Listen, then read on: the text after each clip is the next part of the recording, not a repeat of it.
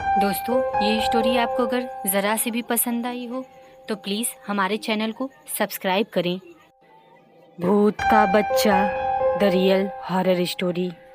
दोस्तों, हमारे आसपास भूतों की एक काल्पनिक दुनिया है, लेकिन हम उस दुनिया से बिल्कुल अनजान रहते हैं। बहुत सी प्राचीन किताबों में भूतों का अस्तित्व मिलता है।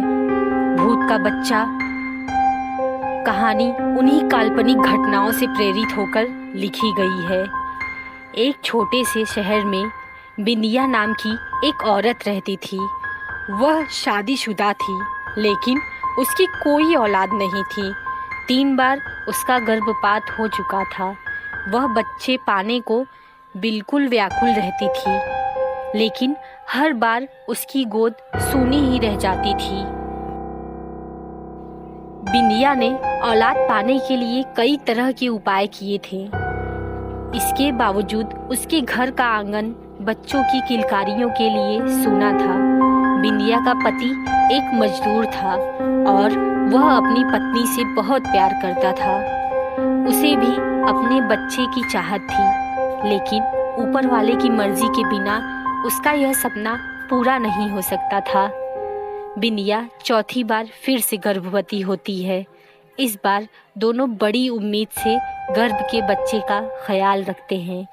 बिंदिया का पति उसके खाने पीने की बहुत सी चीज़ें लाकर देता है और कहता है कि इस बार तुम्हें अपने बच्चे को पूरा पोषण देना होगा, जिसके लिए तुम्हें मजबूती से खाना पीना होगा और अपना ध्यान भी रखना पड़ेगा।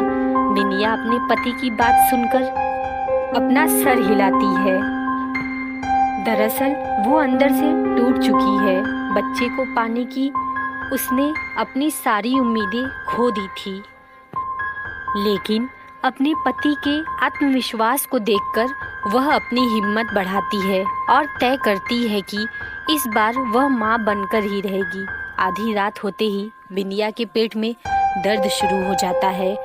अचानक बिंदिया के पति की नींद खुलती है और वह बिंदिया को अपनी गोद में लेटाकर हौसला देता है, लेकिन जब दर्द बर्दाश्त के बाहर होने लगता है तो वह अपनी पत्नी को अपनी पीठ में लादकर अस्पताल के लिए भागता है। रास्ते में बिंदिया बेहोश हो जाती है।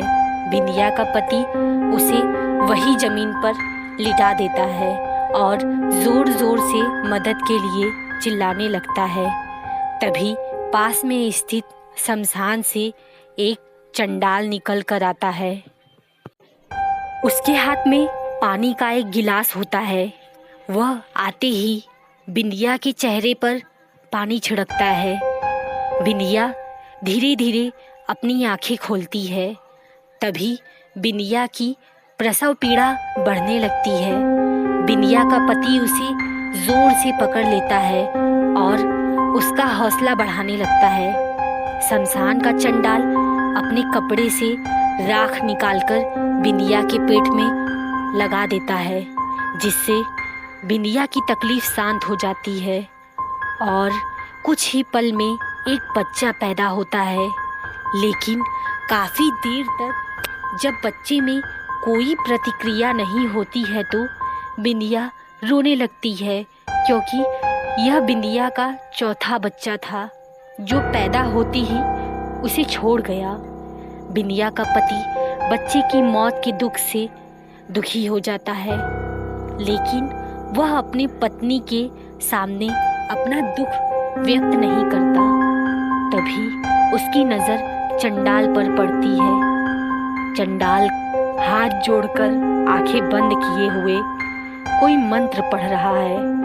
अचानक बिंदिया के बच्चे की आँख खुल जाती है और उसका बच्चा किलकारी मारकर रोने लगता है। बच्चे की किलकारी सुनते ही बिंदिया और उसके पति अपने बच्चे को गले से लगाकर चूमने लगते हैं। कई सालों बाद उन्हें संतान का सुख प्राप्त हुआ था।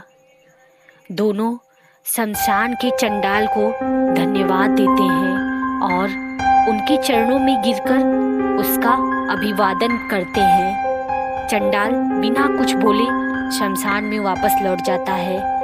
बिंदिया का पति अपनी पत्नी और बच्चे को साथ में लेकर घर वापस आ जाता है। दोनों अपने बच्चे के साथ बहुत खुश होते हैं। एक रात बिंदिया की नज़र खुलती है तो वह देखती है कि उसका बच्चा कमरे में पैदल चल रहा है, लेकिन वह तो सिर्फ 2 महीने का है। बिंदिया सोच में पड़ जाती है कि इतना छोटा बच्चा कैसे चल सकता है। वह अपने पति को जगाती है, लेकिन गहरी नींद में होने की वजह से उसका पति नहीं उठता है। बिंदिया डरते हुए अपने बच्चे को गोद में उठाकर बिस्तर पर लेटा देती है, लेकिन उसके मन में डर की दस्तक हो चुकी थी। सुबह होते ही वह अपने पति से रात की बात बताती है। बिंदिया की बातों पर उसके पति को बिल्कुल भी भरोसा नहीं होता है। उसे लगता है बिंदिया को कोई सपना आया होगा और उसी को सच मान बैठी है यह। वह बिंदिया को समझाता है और अपने काम में चला जाता है।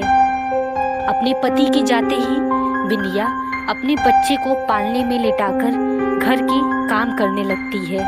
घर के काम के बाद बिंदिया अपने बच्चे को दूध पिलाने के लिए उसके पास जाती है और वह डर जाती है जब अपने बच्चे को खून से भीगा हुआ मुर्गी के पंख के साथ खेलते हुए देखती है। तभी पड़ोसी की महिला बिंदिया के घर आ जाती है और कहती है, मेरा मुर्गा नहीं मिल रहा है, क्या तुम्हारे घर में आया है? बिंदिया कुछ समझ नहीं पा रही थी। उसका दिल मानने को तैयार ही नहीं था कि इतना छोटा बच्चा इतना बड़ा मुर्गा कैसे खा सकता है। वह अपनी पड़ोसन को झूठ कह देती है कि मैंने नहीं देखा। शाम को जब बिंदिया का पति घर आता है तो बिंदिया बहुत घबराई होती है और कमरे के कोने में शांत बैठी होती है। वह आते ही बिंदिया से कहता है, क्या हुआ, तुम ऐसे क्यों बैठी हो? तभी वह अपने पति के गले लगकर रोने लगती है और कहती है, यह कोई साधारण बच्चा नहीं है, क्योंकि आज इसने पूरा जिंदा मुर्गा ही खा लिया। बिंदिया का पति यह बात सुनते ही हक्का बक्का रह जाता है। वह जल्दी से उसी शमशान की तरफ भागता है जहाँ यह बच्चा पैदा हुआ था। वह पहुँचते ही उसी चंडाल को फिर से देखता है। उसके पास पहुँचते ही वह कहने लगता है, बाबा, वह बच्चा तो असाधारण है, क्या उसे कोई प्रेत आत्मा ने बांध कर रखा है? लेकिन चंडाल को तो सब कुछ पहले से ही पता था। वह कहता है, तुम्हारा बच्चा तो पैदा होते ही मर गया था, लेकिन तुम लोगों के दुख को देखते हुए मैंने एक प्रेत आत्मा को तुम्हारे मृत बच्चे के शरीर में प्रवेश करवा दिया था, जिसकी वजह से वह जिंदा है, लेकिन वह एक अमावस्या तक ही प्रेत आत्मा उस बच्चे के शरीर में रह सकती है और उसके बाद तुम्हारे बच्चे की सांसें बंद हो जाएंगी। चंडाल की बातें सुनकर वह उसे इस समस्या के समाधान के लिए पूछता है। चंडाल बताता है कि यह तो तुम्हारे कष्टों की शुरुआत है। अगर वह बच्चा तुम्हारे घर में रहा तो हर दिन तुम्हारे घर में मौत का तांडव होगा, क्योंकि यह भूत का बच्चा है। लेकिन यदि बच्चे की माँ शमशान में सारी रात उस बच्चे के साथ भूतिया साधना करे तो तुम लोगों की जान बच सकती है। बिंदिया का पति घर आकर अपनी पत्नी को सारा बात समझा देता है, लेकिन वह अपने बच्चे से जुदा होने के गम से बहुत दुखी होता है। वह कहती है, जब मेरा बच्चा मेरे साथ है, मैं उसे जानबूझकर अपने से अलग नहीं कर सकती, भले ही मेरी जान क्यों न चली जाए। बिंदिया के पति को अंदाज़ा था कि उन्होंने बहुत बड़ी आफत पाल ली है। वह मन में तय करता है कि जब बिनिया सो जाएगी तो वह उसे बच्चे को उससे अलग कर देगा। बिनिया का पति रात होने का इंतज़ार करने लगता है। जैसे ही बिनिया सो जाती है वह बच्चे को लेकर शमशान पहुंच जाता है और चंडाल के पास जाकर कहता है, बाबा ये आफत आप ही संभालो, बस हमें बचा लो। चंडाल बच्चे को देखते ही उसे डांटते हुए कहता है, तुम अपने साथ मेरी मौत का भी इंतज़ाम कर लाए, जो इसे इसकी माँ के बिना ले आए हो। चंडाल के इतना बोलते ही बच्चे की आँख लाल हो जाती है और वह जमीन पर खड़ा हो जाता है। चंडाल बच्चे के सम्मोहन में वशीभूत हो जाता है और वही शमशान में बने हुए एक गड्ढे में खड़ा होकर गिरकर बेहोश हो जाता है।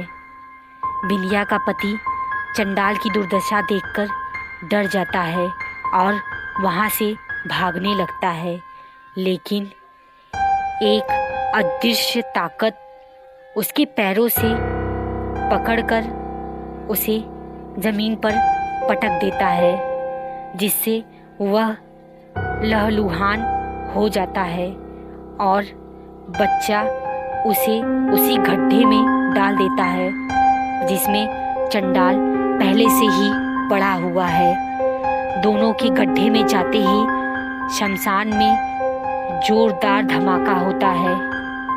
हवाएं चलने लगती है और मिट्टी उड़कर उसी गड्ढे में जाने लगती है और देखते ही देखते दोनों ही जिंदा दफन हो जाते हैं।